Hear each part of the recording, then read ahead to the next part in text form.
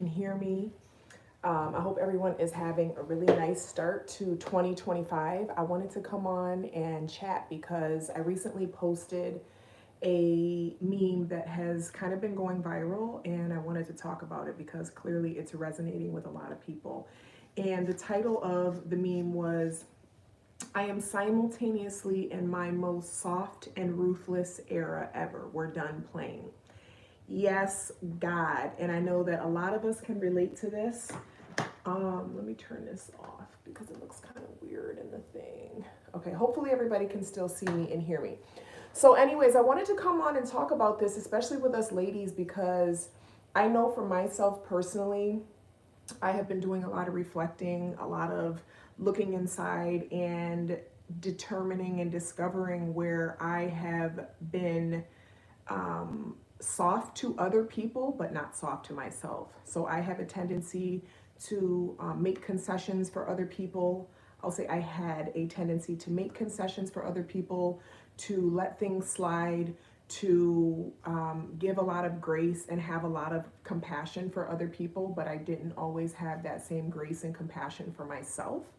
And I'm done doing that. I am done doing that. I am really focusing on being intentional with being soft with myself, being graceful with myself, celebrating myself. It's very easy for our mind to go in and focus on what's going wrong, right? This is going wrong. This is not how I want it to be. I haven't done this yet. I failed at this. And our mind can kind of get us into this mode of just really feeling depressed about where we are and in comparison to where we think we should be. And we can get really, really ruthless with ourselves, and we can be really harmful in our negative self-talk to ourselves, which can then make us feel depressed, can make us feel anxious, can make us feel that we're not enough, that we're not good enough. And I want to encourage everyone the same way that I'm encouraging myself, is that the same grace that you extend to other people, the same compassion that you extend to other people, be sure that you're extending that to yourself. Don't reserve that for everybody else. As a matter of fact, we are the first one who should be the recipient of our grace and compassion, because a lot of times we're trying to pour from an empty cup, and we shouldn't be doing that. We should only be giving to other people from the saucer. So giving to other people from the saucer means that your cup is so full that there's an overflow and there is a pool of excess around the saucer. That is what we should be giving from. We should never be giving to anyone from our cup. And one of the ways that I have been doing that is what I always talk about: gratitude. Really taking the time to shift my perspective. Instead of focusing on all the things that aren't going right, or all the goals that I haven't reached, or all the things that I may not be quite satisfied with yet, I focus on the things that I do have to be grateful for, because there are so many. And it can be tough, right? It can be tough when you're in this mode, when you're in this feeling of exhaustion, of feeling just frustrated with yourself, frustrated with your circumstance. It can feel like, okay, yeah, gratitude, like, okay, but that doesn't change the situation that I'm in. That doesn't change the scenario I'm in. And you might actually be tempted to believe that, but the reality is that when you are grateful, you are emanating a certain vibration. That is a certain frequency, even if it's only for 5 seconds while you're writing it down, even if it's only for a couple minutes. If you can maintain that focus of gratitude and that focus of, this is going right, these things are going well, I'm grateful that I have a roof over my head, I'm grateful that I have electricity, I'm grateful that I have a vehicle, I'm grateful that I can walk, I'm grateful that I have a phone. Even though everything may not be the way I want it to be, I still have so much to be grateful for. Giving our attention to the things that we have to be grateful for is really such a magnetic and powerful vibration, and it really compounds over time. So, I'm not saying as soon as you write a gratitude list that everything in your life is going to transform. But what I am saying is that if you can shift your frequency over to vibration, even for a short period of time, as long as you're doing it consistently, what you will find is that you will start to see more and more things that you can be grateful for. And again, the soft and ruthless kind of dichotomy for me is something that, you know, I have struggled with because I am in certain ways a very soft, emotional, Twinkie filled, like lovey-dovey person on the inside, but I'm also a very strict, militant structure. I like things to be a certain way, and I can be very ruthless in a lot of things. And so there's a balance that needs to be found because again, we extend a lot of grace and we extend a lot of compassion to other people, and we don't always extend that same grace and compassion to ourselves. And also, conversely, sometimes we can be very ruthless towards other people and perhaps not maybe as ruthless towards ourselves. I know one of my goals for last year was to really get my fitness in check, which also impacted my mental health, my mental state. And I joined Orange Theory, and that has been working wonders for me, not only just in terms of my body, but my energy, my mindset, my positivity. Feeling like I have more energy throughout my days is because I am being ruthless about not wavering on that commitment to myself. I said I'm going to do this thing. I'm paying this amount of money every month to do this thing, so I am going to make sure that I follow through and execute and do this thing. And so I just want to come on here and just encourage anyone who may be feeling like they're not good enough, or like their accomplishments have not been good enough, or like they're not where they thought they should be. I know something that I've been dealing with lately is processing emotion and really actually getting angry with myself, feeling really frustrated with myself for things that I have allowed in my life, for circumstances that I've allowed, for situations, connections, relationships that I have allowed to distract me away from what it is that I know is important to me and what my values are. And really, for me, getting clear about my values has been life-changing for me because it really allows me now to have a standard of measure for everything else that comes into my life. And it's not to be judgmental and it's not to look down on people, but it's just to say, listen, for me, this is what's important to me. And because this is so important to me, it's a need I have. It's not a preference. It's not a want. It is actually something that I need to be present in order to feel like this is a safe space for me to be. And I think that that is a really good place to start when we're looking at our connections with other people, because a lot of times we can get so caught up in the other person and trying to overanalyze and understand, well, what's going on with them? Well, you know, their trauma is and this and that, and really get, you know, caught up in putting so much focus and attention on them versus putting the attention and the focus on ourselves. Okay, what is it that I need? What is it that's going to fulfill me? What is it? What are my principles? What are my values? What are my morals? And let that be the measuring stick. Not just taking whatever is thrown to me and deciding, can I deal with it or not? We're not in the era of dealing with anything anymore. We're not dealing with shit. We're deciding that this is how life is going to be. This is who I am going to be, because I know that I have to adopt this identity as a person in order to live this type of life. And I'm not going to waver on that. So if something comes along, right? So if we're in a restaurant, right? This is a good analogy. If we're in a restaurant and we order a particular dish and then they bring a different dish out, do we sit there and say, well, I guess I could eat this. You know, I guess this would be okay. I guess this isn't that bad. No, we say, listen, this is not what I ordered. Send it back and bring me what I ordered. However, in life, we don't do that. We waver. We make excuses. We make all these compromises for something that we shouldn't be compromising in. If we showed up and we placed a very specific order and we know that we would be willing to send that order back if it didn't bring us, we need to have the same approach with life. If we're not seeing the results that we want in our lives right now, we need to have that same ruthlessness about being able to reflect, being able to be self-aware and say, you know what?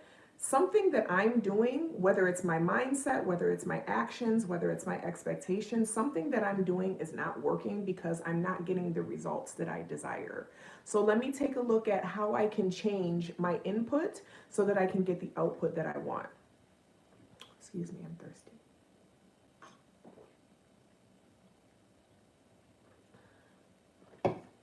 Excuse me. Excuse me. So one of the things that I have recently started doing that I know I should have been doing for a very long time and I did not do it, was to really be mindful and monitor my time on my phone. And I think in today's society, you know, with technology, with the internet, with social media, it is super addictive. This device that we're all on right now, it's super addictive because it is a way that we can, you know, get the dopamine hits, we can learn new things, we can connect with new people, and those are the great aspects of it. But then also it can distract us away from the things that we've committed to, the things that we said that we wanted for ourselves, the goals that we said we had. So something that I have been doing is I actually made, I don't know if you guys can see it back here, probably not, but there is, I know YouTube can see it, but Instagram and TikTok I don't think can. Anyways, I have time blocks where I say, okay, these are the only blocks of time during the day that I am going to be available to actually open up my social media apps. I'm not going to be, you know, on it all day. And even then, I notice myself like subconsciously just picking up my phone and clicking on the app. It's like a subconscious thing. It's not even something that I am consciously doing. And so for me, that informs me. That's data that lets me know, okay, this is still something that needs to have some more ruthlessness around it. I need to still be very structured and disciplined around how much time, energy, and attention that I'm giving to social media. Social media, unfortunately, on the flip side, can be something that makes us feel not great about ourselves. It can be something that makes us feel that we're not doing enough, that we're not enough, that we don't have enough, that, you know, just inferior. It tends to breed comparison when we look at someone else and, you know, perhaps their success or in various different areas. And then it makes us, then we can feel bad about those things because we feel like, okay, well, they have it, why don't I have it? And so it's really important to, I think, limit our exposure to social media. For me personally, as an entrepreneur and a content creator, one of my intentions is to produce way more than I'm consuming. Because again, it can be very easy, it can be very comfortable to just get caught up and just be watching, consuming what everyone else is doing. And instead of doing that, for me personally, I want to be creating. I want to be sharing my gifts with the world. I want to be sharing my wisdom with the world. I've been through a lot of different situations. I am still navigating a relatively fresh divorce. Excuse me, which has brought out a lot of reflection. And really, you know, sometimes I even find myself getting frustrated with myself. Like, why did you tolerate that? Like, why did you see that and you still went forward? Like, why did you still move forward even after this was shown to you up front? And so I want to, that's one of the things that I want to share with the world. I want to encourage women, especially people in general, but especially women. Like, I don't think, even I wasn't even clear and understood how much I felt pressure to get married and live happily ever after. You know, I didn't realize that until I actually did it. And then I realized, like, oh, wait a minute, this isn't what it was supposed to, what I thought it was going to be. And, you know, that was something subconscious that was driving me, because on the surface, consciously, marriage was never something that I really was like gung-ho about. You know, I wasn't one of those little girls that was like, oh, Barbie and Ken, I can't wait to be Barbie and get married and live happily ever after. That was never really my thing. I think that, you know, again, realizing now after my experience with marriage and divorce, I see how media, government has really conditioned women to really put a lot of stock and take a lot of stock and put a lot of worth into what our relationship and what our marital status is. And I'm not here to bash marriage or say that marriage is a bad thing. I think that the reasons and the motivation a lot of times for women to get married are maybe not what they should be. I think that a lot of women are looking to validate themselves. A lot of women are looking to be deemed worthy in the eyes of society. I think that unfortunately, also a lot of women are looking to kind of have one up on other women. Well, oh, you know, this is me now. And, you know, I think that as someone who has been there, done that, got the postcard, I want to share that you know, your values and your principles and your morals as a woman, your needs as a woman should be centered. And if those things are not centered, then you should not have that as your partner, whether it's a partner in just a relationship or an actual marriage. I think that we are conditioned to not necessarily consider our needs or even prioritize our needs in relationships. And this is just not even about romantic relationships. This is about any type of relationship. You know, women by nature are very giving. We're very nurturing. We want to go in and fix. We want to go in and solve. We want to go in and help. We want to go in and mother. It is our nature. Yes, the period of self-blame is tough. Those feelings are what catapulted me into giving myself grace. Yes, yes, yes, yes, yes, yes, yes. And because honestly, it can put you into a depression. It can really put you into depression to really, you know, kind of, you just start beating yourself up. Like, I knew that when it happened. Like, I knew it wasn't right. It didn't feel right. Like, I tried to leave and then I allowed myself to be talked back into it.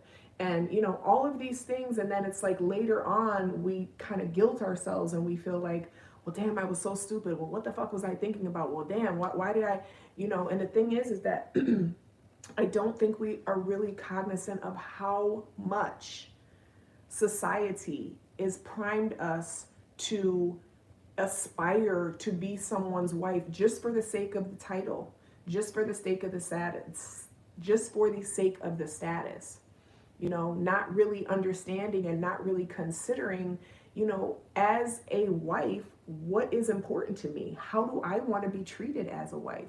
How do I want to be valued as a wife? How do I want to feel as a wife? You know, why is being a wife important to me? And I know for me, like I said, personally, it was something that, you know, I didn't even realize was something that I think I was looking to validate myself. You know, I was already a single mother. I already had children.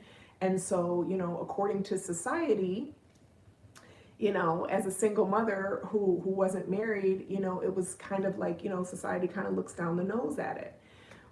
Whereas in reality, the reality of the situation is that, you know, I have had standards in my life and I have said no before, and I have walked away from things that were not healthy for me, and I have walked away from things that were abusive towards me, and I've walked away from things that I knew weren't going to work. And see, society will tell you that you're no good if you don't have a long-standing relationship.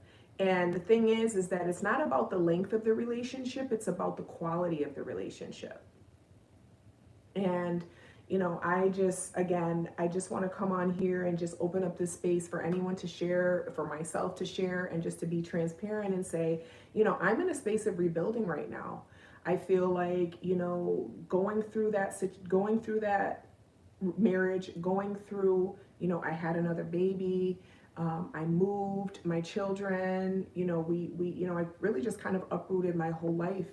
And now I'm in a phase of rebuilding myself and getting to know myself again, my new identity, because even though, you know, it was a dynamic that was tumultuous in a lot of ways, it taught me a lot of things. You know, it was able to bring me a lot of wisdom about what my values are and really cement and confirm to me, hey, you know what, this is really important to me.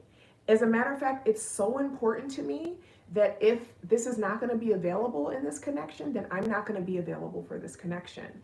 And a lot of times I think when we experience trauma and we experience pain, you know, we can get lost in that and we can drown inside of that and feel like, oh my God, and that's fine. It's okay to do that for a time. It's healthy to do that. I think it's very healthy for us to process our feelings, to process our emotions.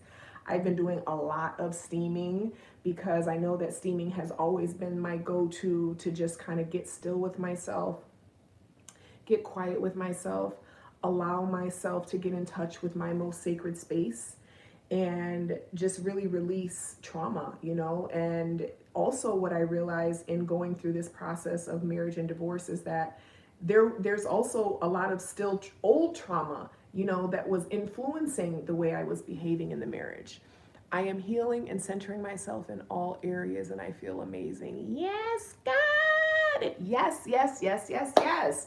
Centering her, centering ourselves, is super, super important. Like, again, as women, we're natural givers, we're natural nurturers. We want to help, we want to protect, everybody says, oh, protect and provide is a man's job. Like, who are the real protectors and providers of society? Come on, let's keep it a buck. You know what I'm saying? Like, whenever I was in a pickle, it typically has not been a man that has helped to come and protect me and provide for me. Typically, it's been a woman.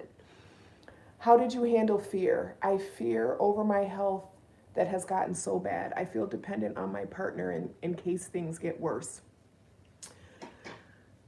I think that the way that you manage fear is through faith, is through recognizing and acknowledging that God has been the source of your supply the whole time.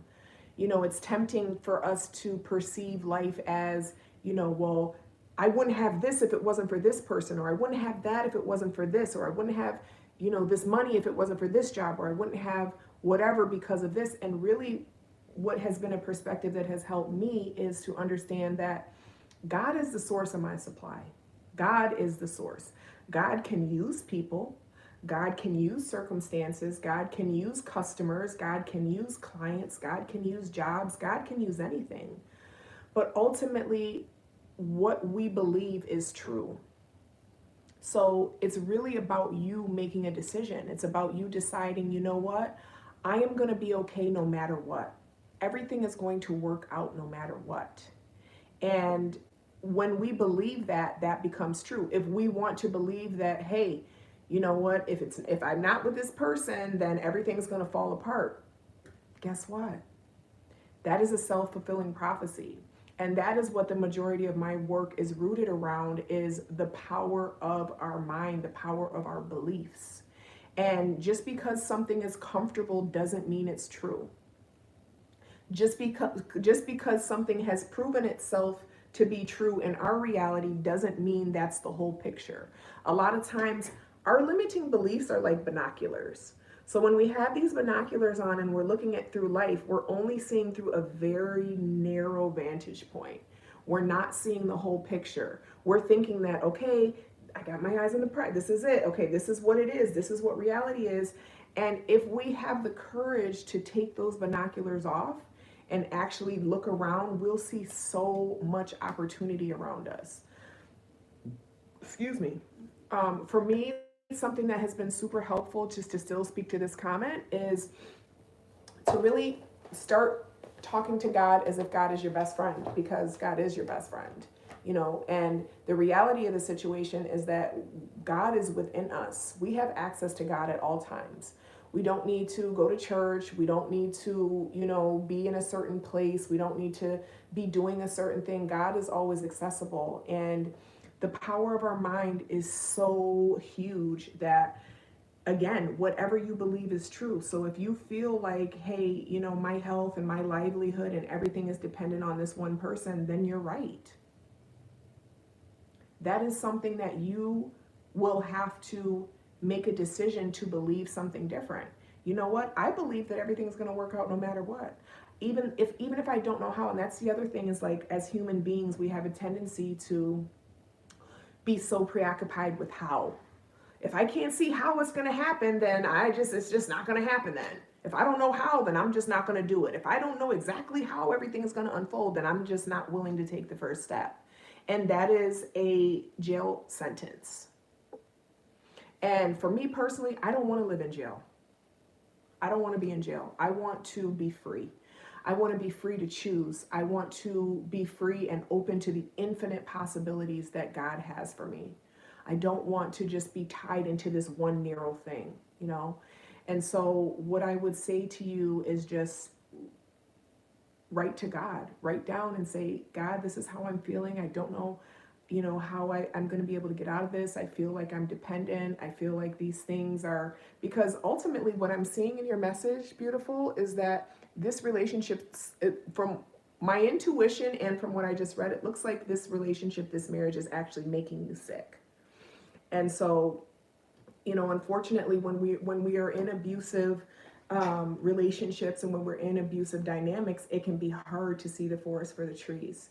And we can get so wrapped up and so caught up in that reality that we don't think that anything else is possible. And unfortunately, human beings, a lot of times we need to feel enough pain to move. We need to feel pain to motivate us to do something different. Sorry, I need another sip.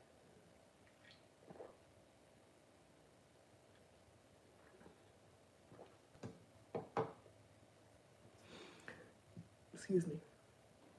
And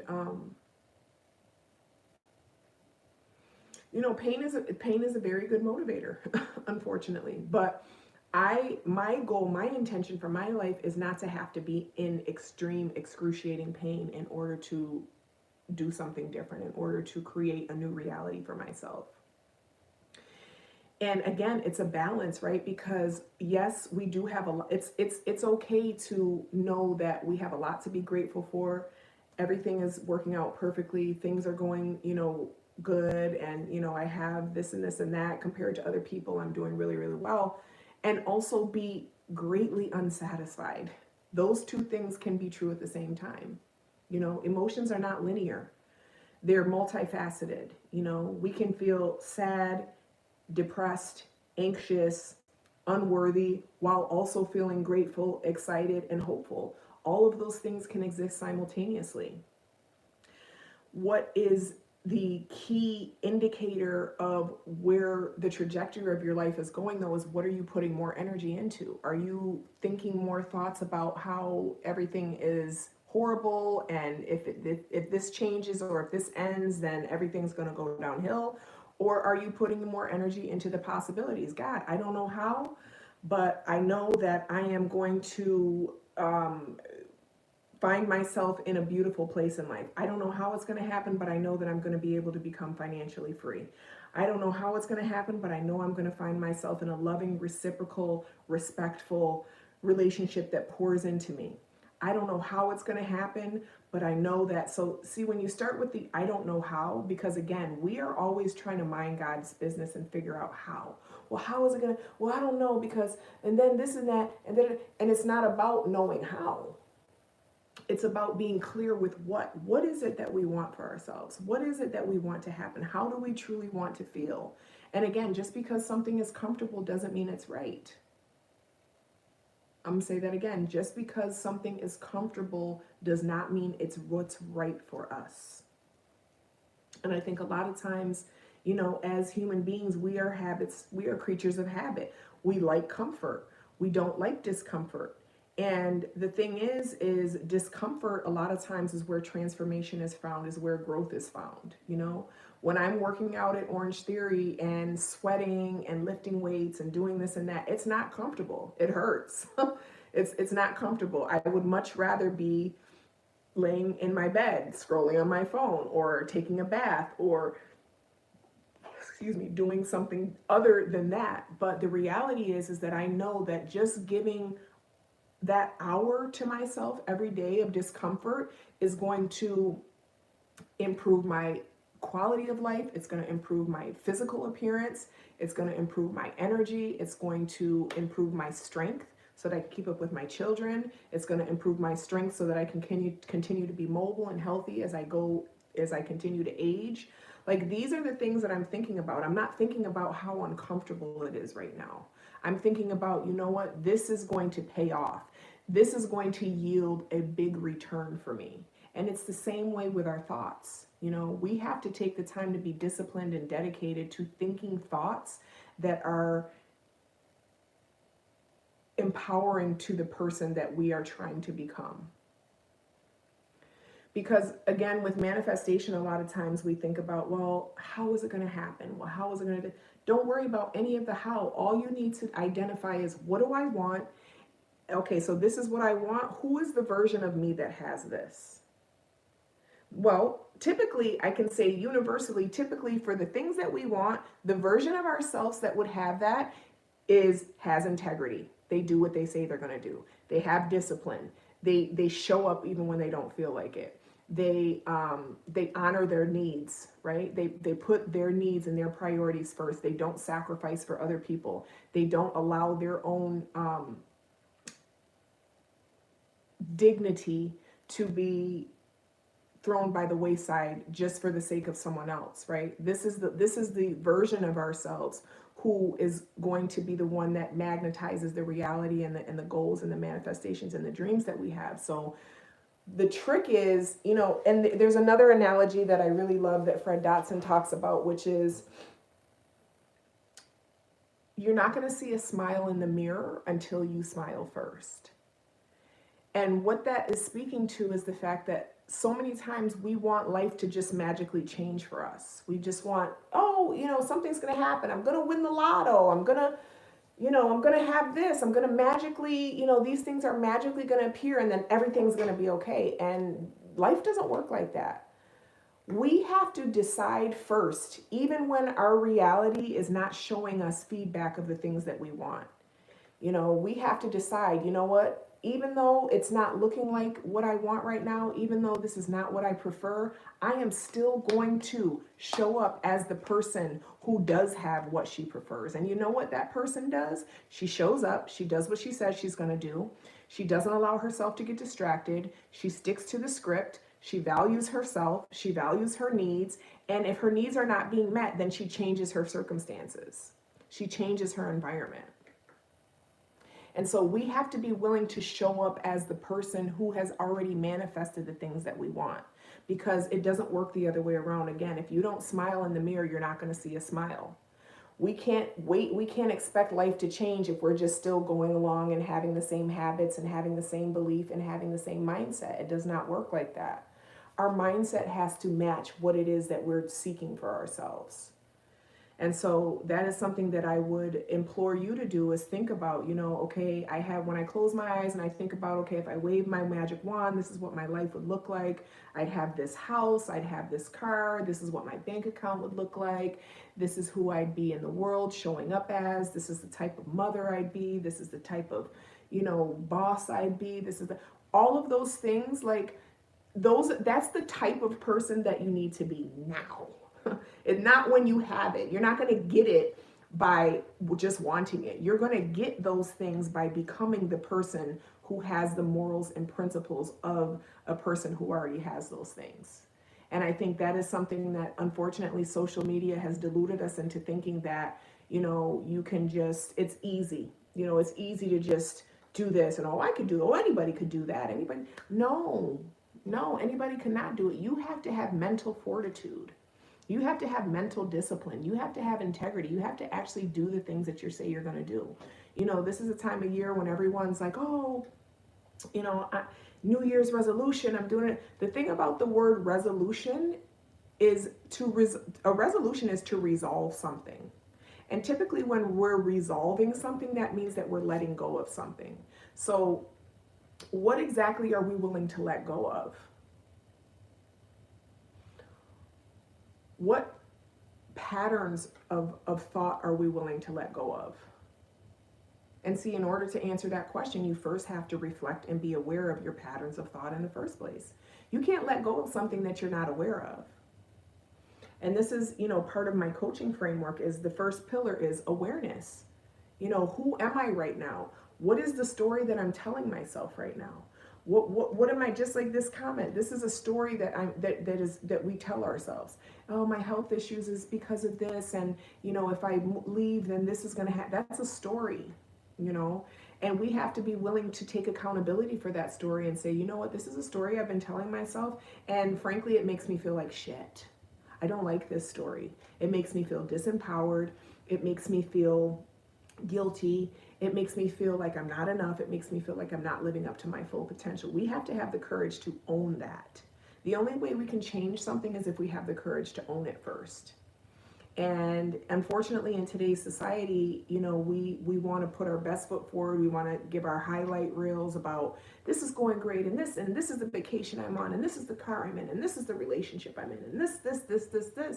And we really don't focus on, the mindset. What is the mindset? What is the true sacrifice?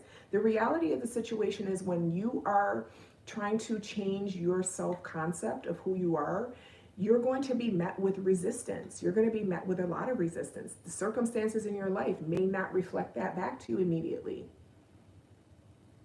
You know, the devastating news that you get might not reflect that back to you immediately. The bad news might not reflect that back. The disappointment might not reflect that back. And even within those reflections that are not necessarily what we desire, we still have to be steadfast. And regardless of that, this is who I said I'm going to be, and this is what I'm going to do. These are my habits. This is what I'm committed to thinking. Because the beautiful thing about transforming your mindset is that you don't have to believe it at first. You don't have to believe your affirmations. You don't have to believe your thoughts. You know, when people are affirming like, I'm amazing, I'm powerful, I'm grateful, you know, their mind is like, no, you ain't. Bitch, you ain't none of that. You're weak. You're this, you're that. Like your mind, everyone has that negative mind that will come in and try and, you know, overpower what it is that we're trying to rewrite. But the beauty is that we don't have to believe it. It's all about repetition. Being disciplined about repeating. I do it myself. I'm not exempt from this. Like I'm in it right now. I am in a place in my life where I'm pissed the fuck off. I am annoyed. I'm irritated. I'm frustrated. I'm angry. I have resentment. Okay? These are all normal things for human beings to feel. I'm also in the point of my life where I am aware enough and honest with myself to say, Megan, this is a story you're telling yourself. This is your reality because this is what you're believing and this is what you're buying into. So use the tools that you share with your clients, which is become aware of yourself, become aware of the narrative that you're telling, and then be clear about who it is that you want to become next. And then when you become clear about that, don't fucking waver. Don't let the distraction come. Don't let, you know, these things come in. Don't allow yourself to be on social media all day. Don't allow yourself to be distracted with mind-altering substances. Don't allow yourself to whatever fill in the blank is for you, you know? Again, life is always going to life. We're always going to have feelings of inadequacy. We're always going to have feelings of, you know, what if, or not good enough, or not enough. And no matter what, like that's always going to be there. What changes is you. You are the deciding factor. Your mindset is what gets to choose what your reality, because guess what? The things that we're seeing in our life today are actually manifestations from the past. So I know it sounds weird, but like what we see right now is actually what has come to fruition about our previous beliefs, which means that what we're going to see in the future is based on our beliefs right now. So let's be intentional, let's be mindful about what our beliefs are right now, even if we don't believe them. Everything is going to work out perfectly. I don't know how, but I know everything is going to work out perfectly. I don't know how, but I know that all my finances are going to be taken care of. I don't know how, but I know that, you know, insert whatever goal that you have, whatever dream that you have, it's different for everyone. You know, I think it's fair to say that everyone wants stability. Everyone wants the security of knowing that they have food, clothing, shelter, transportation. I think that's something that we can all agree on, but that looks different for everybody. And, you know, based on what it looks like for you, you have to decide, what are my non-negotiables? So fake it till you make it type of mindset. Yes, yes, yes, yes, absolutely. Absolutely. You have to fake it till you make it. Like when I was working out earlier in the year, you know, I wasn't seeing results in the mirror. Does that mean that I'm not going to keep working out? No. It means that, hey, you know what? This is a process. This is a journey. Things are not going to be immediate. I'm not going to always get immediate gratification, instant gratification. And I think, again, because of social media, because of so much exposure and connection that we have to the world now, we expect things like right now, right now. And fake it till you make it. I don't know if I would word it like that. I think I would word it as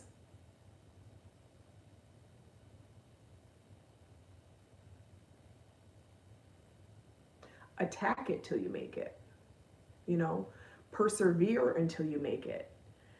Be repetitive until you make it. Because it's not about faking, you know, it's not about faking. I think that if you sit down and you actually consider and really take inventory of how you feel about something, and really take inventory of what your needs are and reflect on if they're being met or not, That's what's real. That's not fake. So I guess maybe if you can give me some more context about when you say fake it till you make it, what exactly are you referring to? Like, what do you feel is faking it?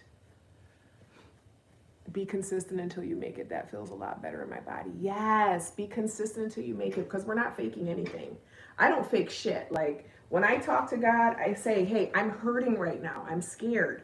I feel guilty. Like, I don't fake anything. Like, I talk to God just like I talk to my best friend. You know, I don't, for me, affirming is not something that is in a bubble. It's a whole, everything is a conversation with God.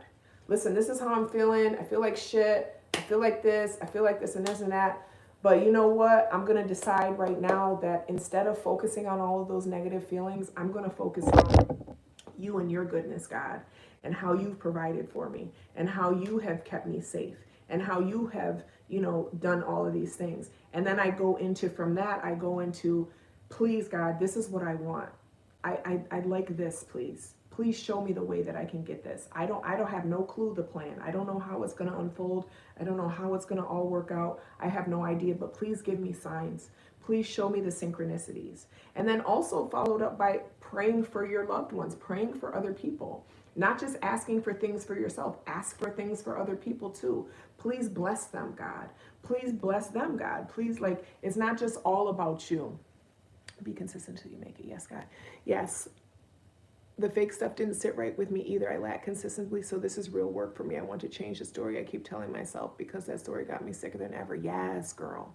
Yes, yes, yes. Consistency. And see, this is because that's one of the things that I think is a huge principle that most successful people have, right? The version of you that has everything you want, guess what? She's super fucking consistent, right? Wouldn't you say that? Wouldn't you say that she's consistent in everything she does? It's a part of her new concept. It's a part of her identity. She does what she says she's going to do. If she feels like it or not, she still fucking does it. If she says she's going to not pick her phone up in the morning and she's going to focus on all the things she has to be grateful for instead, and utilize that thinly veiled time to actually get into that frequency of vibration and get into that frequency of, I don't know how, God, but I know today is going to be one of the best days I've ever had. I don't know how, God, but I know that miracles are going to happen today. I don't know how, God, but I know I'm going to get good news today. I don't know how, God, but I know I'm going to be protected from this. I don't know how, like, really taking that. And it is consistency. Consistency is a principle of success. Discipline is a principle of success. Yes, God. Hey, girl. Yes. So be consistent till you make it. Don't fake it till you make it. Just be consistent till you make it. Because consistency wins. You know, the story of the rabbit and the hare, right? The turtle, or not the rabbit and the hare, the turtle and the hare. The turtle was consistent. Now, it also, as a good metaphor, what are you being consistent in? Because the rabbit was consistent too, right? He was consistently bullshitting. So the thing is, what are you being consistent in? Are you being consistent in the things that are going to move you toward what you want, or are you going to be consistent to the things that are going to take you away from what you want? Consistency wins when it's the right things to be consistent in. If I'm consistently smoking weed all day, every day, guess what? I'm consistently not going to be reaching my goals. If I'm consistently eating nonsense and bullshit every day, guess what? I'm consistently not going to look the way I want to look. So consistency is a double-edged sword. We're all consistent in something, right? The issue is, what are we consistent in? What are we being consistent about? Yes, consistently walking in faith. Yes, God. Consistently redirecting our mind, consistently being aware, consistently focusing on the things that we want and not the things we don't want. Consistently only carving out certain times we're going to be on that phone because I know that this phone is distracting me and taking me away from my priorities, right? Now, if your life is perfect and everything is great the way it is and you don't have to change anything, kudos to you. But if it's not, then we need to take inventory of what is it that we're being consistent about. Because consistency doesn't win. Consistency only wins if it's the things that we are that are aligned with our goals. That's so true. I don't lack consistency because I've been super consistent on making poor choices. What I am consistent in. Exactly. What are you consistent in? You know, and because that's the thing. We have to, again, we have to have the courage, and we have to have the strength to hold ourselves accountable.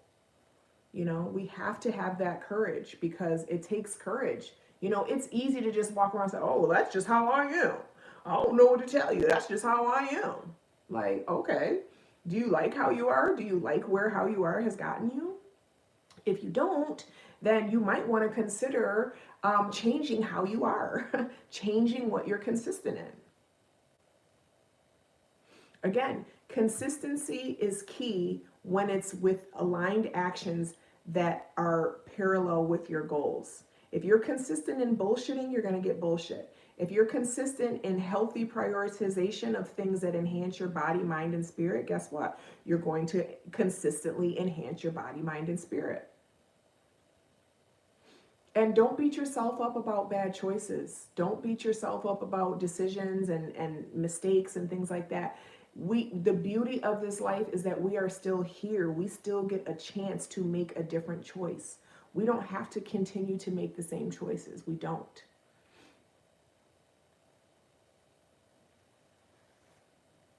Yes, God. Anyways, y'all, does anyone have any more questions or comments or anything like that? Because I need to consistently take my ass to bed so I can get up in the morning and go to Orange Theory and do all my stuff.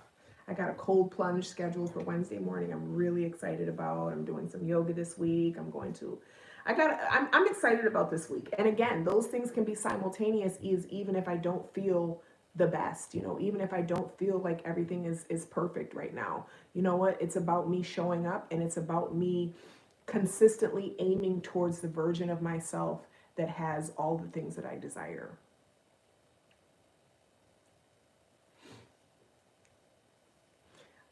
And consistently, I will say it right now, this is one of the things I want to consistently do is come back and connect with my community. Like, you know, when I think about my business and where it is and where it used to be, and it's like, oh, well, you know, I could blame all of these things. Well, this happened and this distracted me and this, you know, this, I had a baby and da da da da, and I went through a divorce and all that stuff. But the bottom line is, regardless, like I'm talking about right now, Megan, what are you being consistent in? Are you consistently showing up? Are you consistently pouring in?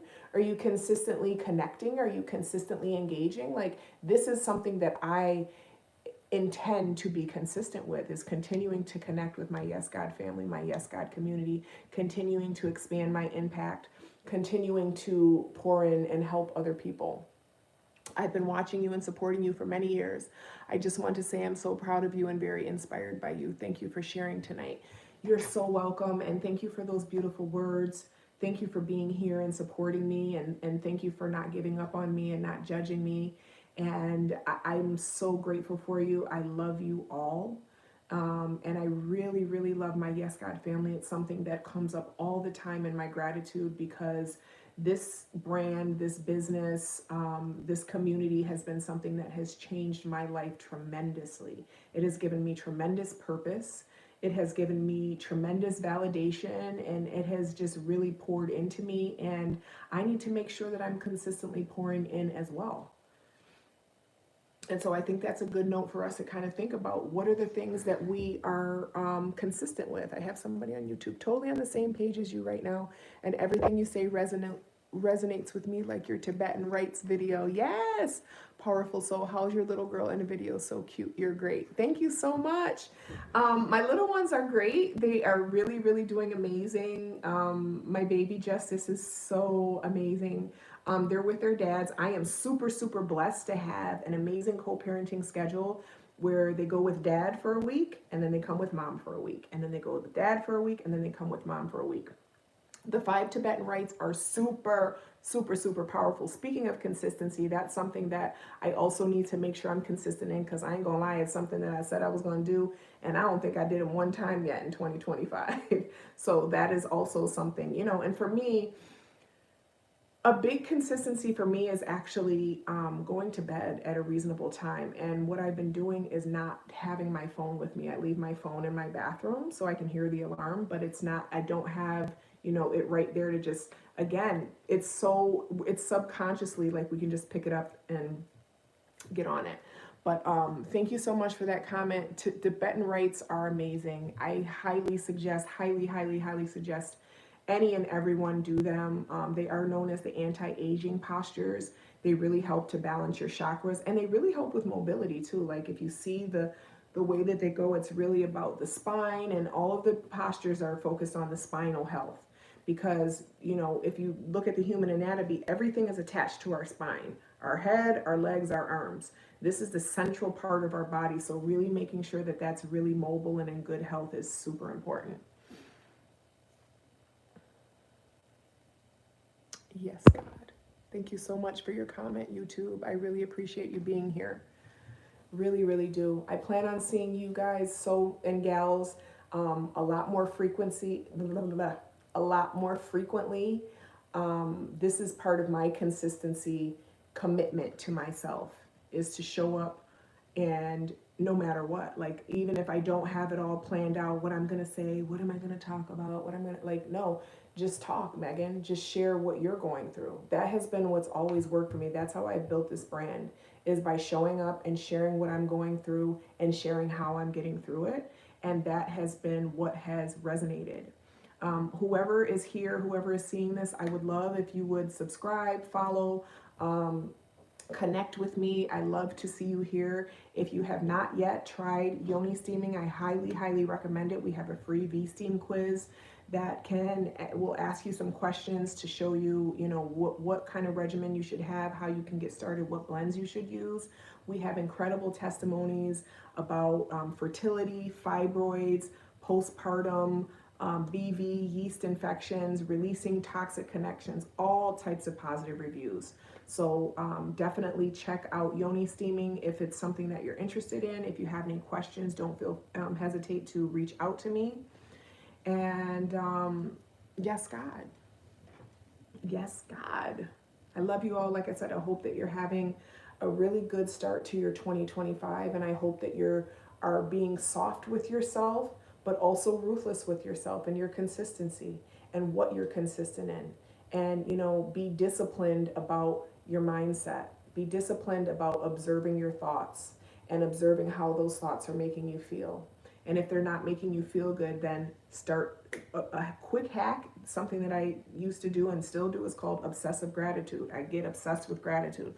Oh my God, thank you for this house. Oh my God, thank you for this chair. God, thank you for this ring light. Thank you for this phone. Thank you for this notebook. Thank you for this pen. Thank you for this drink. Thank you for these headphones. Like everything that's in my eyesight, I say thank you for. Thank you, thank you, thank you, thank you, thank you. Like sometimes you just got to yank yourself up out of that negative thought pattern.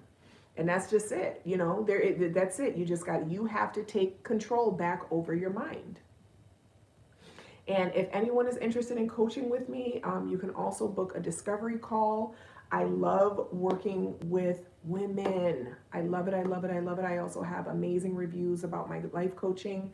So like I said, feel free to reach out. Hit me in the DMs, send me an email, whatever it is. I really am truly passionate about helping and pouring in and giving people tools to navigate, because again, life is always going to life. That's never going to change. So if you wouldn't mind, if you think this might be helpful for someone else, please go ahead and share it. And I'm trying to think, is there anything else I wanted to touch on? There's a book called At Your Command that I highly recommend. Thank you. Got some sleep. Get some sleep. Yes, I will. There's a book called At Your Command that has a meditation in it. I do audiobooks, and I am going to do that tonight. And one of the things that she talks about is, listen, I don't know how it's going to happen, but I know that I am a consistent, habitual, positive thinker. I don't know how it's going to happen, but I know that my life is going to be abundant, prosperous, and peaceful. I don't know how it's going to happen, and then insert what you want to happen. So it's really important, again, to focus on what it is that you want. Again, it's easy for us to focus on everything that's not going right, everything that's going wrong. That's always going to be there. Trust me, it's boring. It's boring. Like, okay, who cares? Like, What's more, hey boo, thank you for liking it. Yay. What's more exciting for me is the possibilities. The possibilities. Yes, boo, run me up. Thank you so much, Chris. I love you. My boo, my boo, my boo. Girl, I had to make me a second batch of those crispy things. See if I can get them crisp again. Yes, God. Anyways, I love you all. Thank you so much for spending time with me tonight. And don't worry about the how, just worry about the what. Just focus on the what. Don't worry about the how. Because you have no clue. You think I knew that my life was going to look like this? You think I knew that, you know, things were going to turn out this way? I had no clue. You think I knew I was going to have a business helping women heal their wombs and heal their minds and heal their lives? Like, I had no clue. But I showed up and I was given signs and synchronicity started to happen. And I believed that I could create something. And just the belief is all that it takes. What is happening here? Why are they saying? Okay. Anyways. All right, y'all. I love you. Thank you for spending some time with me tonight. I hope this was helpful and I hope to see you on a live sometime real soon. Yes, God.